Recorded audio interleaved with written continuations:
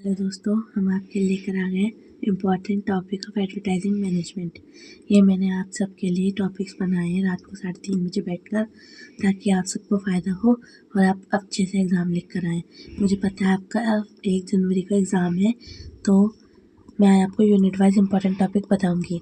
Unit 1 में आपको important topic करने हैं इंट्रोडक्शन ऑफ एडवर्टाइजिंग। अब आप जानते होंगे एडवर्टाइजिंग होता क्या, मैंने आपको पिछले वीडियो में पढ़ाया है, वहाँ से पढ़ लेना। एडवर्टाइजिंग, उसके टाइप्स, उसकी क्लासिफिकेशन और की प्लेयर्स ऑफ एडवर्टाइजिंग तो बहुत इंपॉर्टेंट है।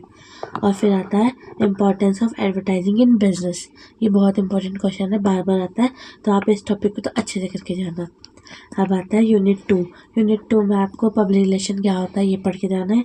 डिफरेंस बिटवीन पब्लिक रिलेशन और एडवर्टाइजिंग, और डिफरेंस बिटवीन पब्लिसिटी और पब्लिक रिलेशन, और प्रोसेस और उसके रोल ऑफ पब्लिकेशन। ये बहुत इंपॉर्टेंट टॉपिक्स हैं, यूनिट 2 के आते ही आते हैं, तो ये तो करके जाना है। अब आते हैं यूनिट 3। यूनिट 3 में मीनिंग ऑफ सेल्स मैनेजमेंट। आपको पता है सेल्स मैनेजमेंट क्या होता है, तो वो तो अच्छे से कर लेना। Function of sales executive. फिर आता है various method of sale forecasting. फिर आता है सेल प्रमोशन। सेल प्रमोशन बहुत इंपॉर्टेंट है, ये तो कर ही लेना। फिर आता है यूनिट 4।